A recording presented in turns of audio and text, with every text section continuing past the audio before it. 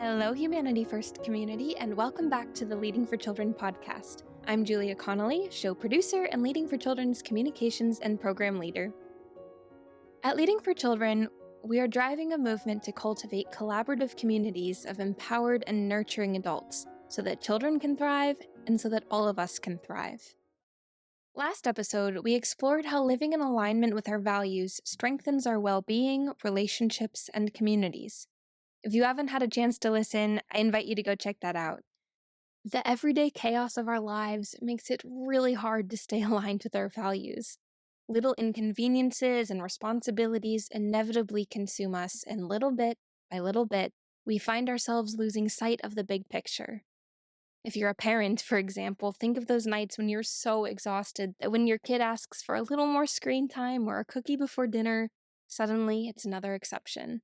The point is, it's hard to always do the thing that you know is the most healthy, or the most helpful, or most appropriate. And even still, as parents, educators, caregivers, and community members, there's so much pressure to do it all right. And there's shame when we can't. But falling out of sync with what matters the most catches up to us, and not in the ways that you might worry about, like irreversibly damaging the kiddos with extra TV and cookies. It's much bigger than that. We're losing ourselves, and we're becoming more exhausted, more disconnected from each other, and ultimately, that word that we always hear about, more burnt out. And that's why this month, we're turning our attention to intention. In this episode, you'll hear a conversation between Nichole Parks, LFC's Executive Director, and Amy White, LFC's Executive Assistant. I'm not joining this one live because I want to highlight and honor their unique partnership. Intention has played an important role in shaping their work together and all of the ripples that have followed. So I'll be back at the end to offer a few reflections, but for now, I'll pass the mic to Nichole. Hi, friends. Thanks for joining us for this episode of the Leading for Children podcast. I'm excited to be here today with Amy White, who works closely with me as a key partner in this work. As the executive assistant, Amy brings so much intention and strategy to our work. Welcome to the podcast, Amy. Could you please say hello and introduce yourself to our listeners? Hi, thank you for having me today. I'm Amy White, and I am the executive assistant here at Leading for Children. And I'm also a gardener and a wife, and I live in Arkansas with my husband and our dog and our cats. You'll get to know more about Amy as we carry forward with today's conversation. So, in this episode, we really want to think about bringing intention to setting intention. Setting intention is something that we do in every conversation, and often during the podcast, we do that before we start recording. It typically looks something like, let's all take a moment to stop and take a deep breath. And as we take our deep breath, we think about how we're feeling in the moment and we notice what's happening internally for us. And then we think about how we want to show up for ourselves and with and for each other in the conversation that we're going to be having together. And so, with that in mind, I'd love to invite you, our listening audience, to just take a moment and join us in taking a deep breath.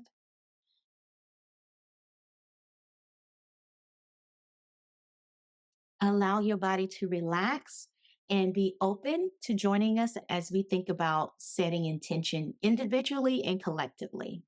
Many of us likely use this strategy without realizing it, but there's so much power in defining and naming the practice because it then becomes more accessible to us. And we've learned from our members and partners that this creates a shared language, and shared language leads to shared practice, which leads to collective change. So, Amy, again, thank you for joining me for this conversation today. And I wondered if we wanted to start by setting the stage, so to speak, in honor of defining and naming intention. What does intention mean to you, and how has your understanding of it shifted or deepened, especially through our work together at LFC? For me, intention means I'm responsible for something. And there's a lot of things out of my control, but I can control how I show up and how I want to be with people and be in the world. So it's just one way that I can have responsibility for how I present myself. I really resonate with your use of the word responsibility. When I think about intention and what it means to me, it means that I accept that the way that I choose to be in any given moment, both with my words and or actions, there's a huge responsibility in that. That for me, setting intention is really about saying, you play a part in this moment. There are so many things outside of your control, and yet this is something that you always control. You control how you choose to be. My grandmother used to tell me, you always have a choice. And for me, there's no better place that this applies than to taking my responsibility in any given moment. And I think I've shifted my thinking toward intention since I've been here because I heard about the road being paved with good intentions and it had like a negative connotation, but it doesn't mean you shouldn't have intentions. Like sometimes they don't turn out or things don't go the way you intended, but doesn't mean you shouldn't have intentions. Yeah, and I appreciate that too, because I think the thing is giving attention to your intention. And I think maybe that's where that saying comes from. My grandmother used to say that all the time. And I think one of the things she was trying to get us to understand is you can have good intentions. And if you don't pay attention to that, it's just a thought. And so I appreciate you bringing that up. I wonder if we want to shift and think about a moment when setting intention supported us, whether that was in a big life decision or in an everyday interaction. Yeah, recently I've been thinking about an intention of something not to do, and that is making assumptions. And it's an everyday thing and a big life thing. I've noticed by setting this intention, the natural condition to make assumptions. It really does take intention to not do that. It's an ongoing practice. And I'm starting to notice now when I'm making an assumption and reframe my thinking. Mm. Thank you for sharing that, Amy. Listening to you talk about the intention to shift or change your practice, it makes me think about a recent moment where I was about to enter a conversation with a group of people who I greatly differed with on some of their decision making and especially the values driving them. And because this decision impacted someone that I deeply care for, I was especially open to enter from a place of judgment and even self righteousness. And I remember standing outside before I entered the building to go sit down for the meeting and just asking myself, what is it that you want to have happen from this conversation? Do you want to be right? Or do you want to have a partnership so that not only can there be a better outcome for this person that you care deeply about, but that it would also have an impact for all of the people that would be associated with this organization? And it was hard because I did feel like I was right. And I had to really set intention to go in there with an open ear to hear their perspective and to consider that possibly I wasn't right. Rather, was there some place we could meet in the middle? And I am pleased to say that we left that conversation middle ground ish, is what I would say. And it makes me think of a conversation we had recently too, when you were talking about considering the context, like going back to assumptions that there's things I don't know and I can assume, but there's always that context that I may not be aware of. Thank you for that. And that really makes me think about the beauty and the power of shared intention, that when everyone involved comes to this conversation or interaction with the openness and the willingness to really set intention and it not just be a step that we pass. I think it helps us all to be responsible in that space, and it makes it a little easier for us to recognize that not only do we not know everything, it is possible that we're holding a context that someone else in the room doesn't have. And might we want to offer that instead of assuming, like sometimes I do, that they know and they just don't care. So, Amy, we've been working together for a while now, and I am curious to hear your thoughts about how we each bring intention into our work and what practices or habits that's helped us to stay grounded, even when things move fast, as they tend to do in today's world. I think one practice that has stuck out to me is the pause, practicing the pause. And that does take intention when things are moving fast because you want to just on to the next thing, go, go, go. But you want to do things with care, even if things are in a fast pace.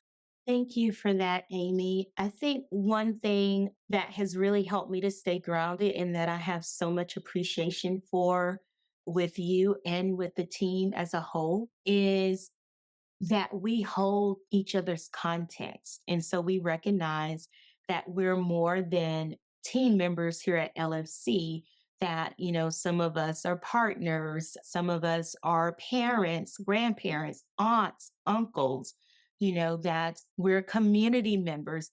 We recognize and hold space for each other's context. And I think because of that, it helps me to stay grounded because I realize I don't have to rush in any given moment. I can take a moment to notice how I am and to set intention and know that if I need someone to help me in that moment, anyone on the team is available.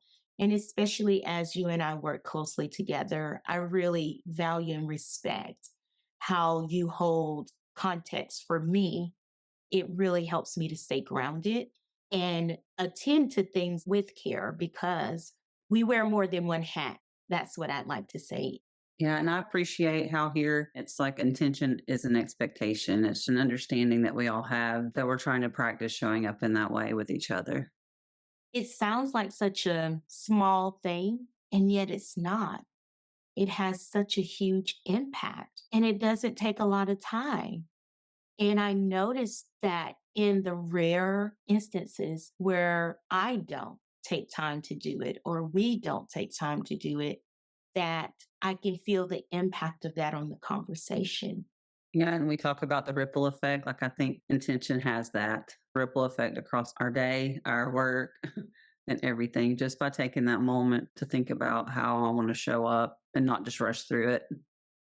Yeah, my grandmother used to say, haste makes waste. And I had no idea what that meant. As an adult, I realized that she was trying to say, even when it feels urgent, slow down, think about what you're doing.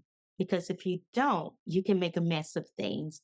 And oftentimes, I appreciate here at LFC, where even in those urgent moments, we'll take that quick pause to go, okay, let's make sure that we are clear on the challenge ahead of us.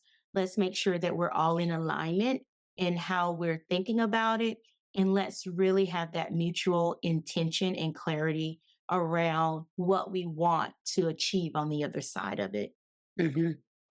So, something I'd like to talk about with you is our partnership. And I think you know this, I've shared with you often. Our partnership has been such an important part of my transition into the role of ED this past year. And so I wondered if you'd think with me about how intention has shaped the way we work together and supported this trust and clarity connection between us. Although we've been working together a little less than a year, we've been able to create these things in our partnership. I think a big thing here is that humanity first is not just a tagline, it's really something that's practiced here. And so holding space for people's humanity or what they may be going through that day. In a meeting, we hold time to just talk through things or just give things the space they need. Another thing that I think supports trust and clarity and connection is I remember at one of the first convenings we were at, and you talked about perfection. And that really stuck with me because I felt like we don't have to be perfect. We're in this practice together. And it's an understanding that all of it's a practice and we are partners in this work. Listening to you talk, I first of all am sincerely filled with so much gratitude that I have you as a partner in this work. And I think for me, when you talk about the practice being the perfection, the thing that sealed the deal with me that you definitely was the candidate of choice was listening to you respond as I gave you this very real and authentic snapshot of what it might look like to work with me, right? Because I thought anyone who's going to work this closely to me, they need to know certain things about me.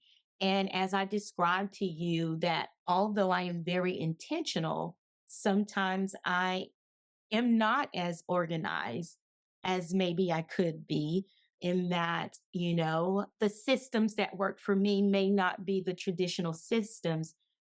And you immediately kind of chuckled a little bit, actually. And you were like, okay. And you started to share some things that we might try that made me go, oh, first, she heard me, right? She heard me when I said, this is sometimes the way that it might look to partner with me. Second of all, it didn't make her go running for the hills. And third of all, though, that there was such a sense of trust and understanding when you offered some ideas, because in that I heard, okay, I hear you, I see you, and this is the way that we could work together in a way that is meaningful and the right fit for you. And to me, that goes back to setting intention, because what is the intention? And it's not necessarily for me to function using strategies that everyone else uses. For me, I heard you say, let's use the strategies that work for you. And here are some more that might actually be more effective for you. And so I appreciated that. I just remember when you left feeling this idea of I don't have to be perfect, that it will be okay if I take a picture of a sticky note and say, hey, Amy, I was thinking about this. How might we move it forward? And you're not going to go, oh, are you kidding me? But rather you recognize that, yes, that really is the way that her brain works. And it's okay. And so I just appreciate that right out of the gate, I had a trust about working closely with you as my most authentic self. And so that my intention was really focused on the work that we are here to do. And I wasn't so much trying to be the perfect model of an organized leader.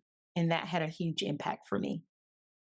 And I appreciate you saying that, Nicole. And I appreciated the context when we met, because I think it's a two-way street of knowing I'm trying to not make assumptions about other people. And when they give me the context, I don't have to.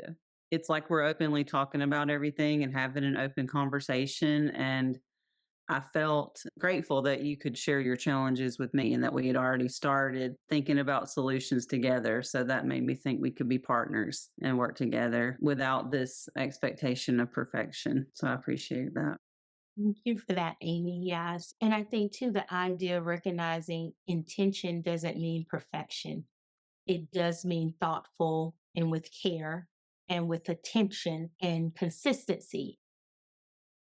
For listeners who want to be more intentional in their own lives, where might you suggest they start?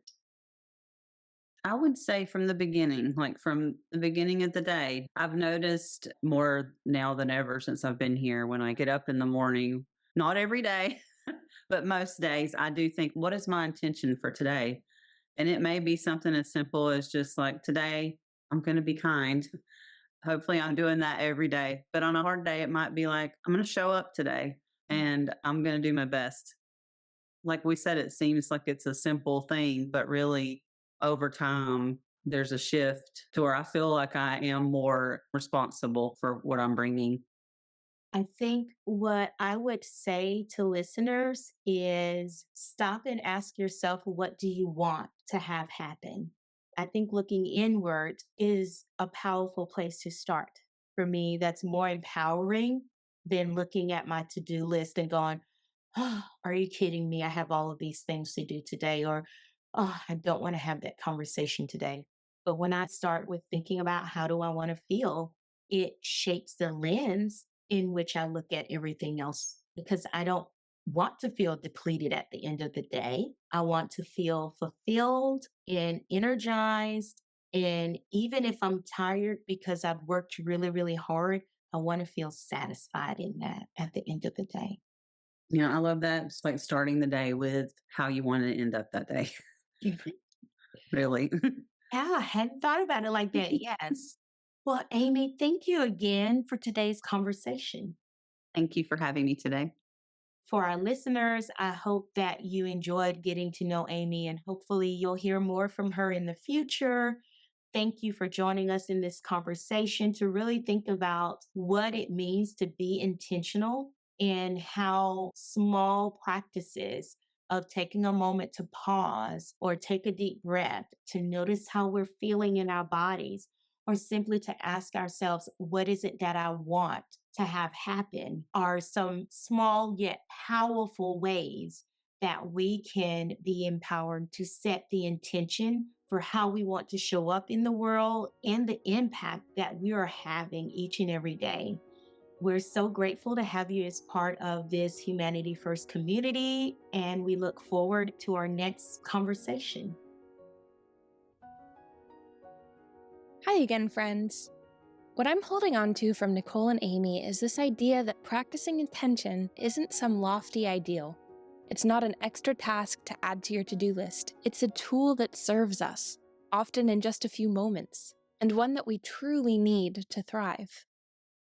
With adults across the country facing heightened levels of stress, disconnection, and burnout, it's time to do something different.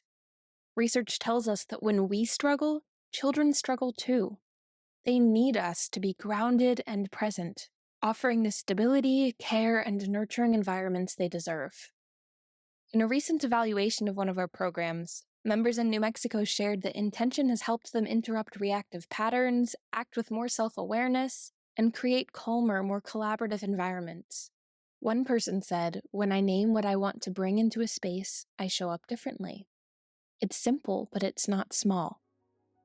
At Leading for Children, we believe strong communities start with each of us, and that humanity starts with each of us.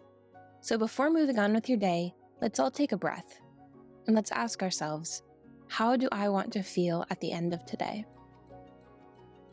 If you're looking for more conversations that give voice to the parts of being human and of being in community that don't often get airtime, subscribe to the Leading for Children podcast. Together, we're creating space to see each other and see more of ourselves. You can also visit leadingforchildren.org to sign up for updates and explore ways to stay engaged with our Humanity First community. Thank you for your commitment to shaping thriving communities for children. Wishing you optimism. Till next time.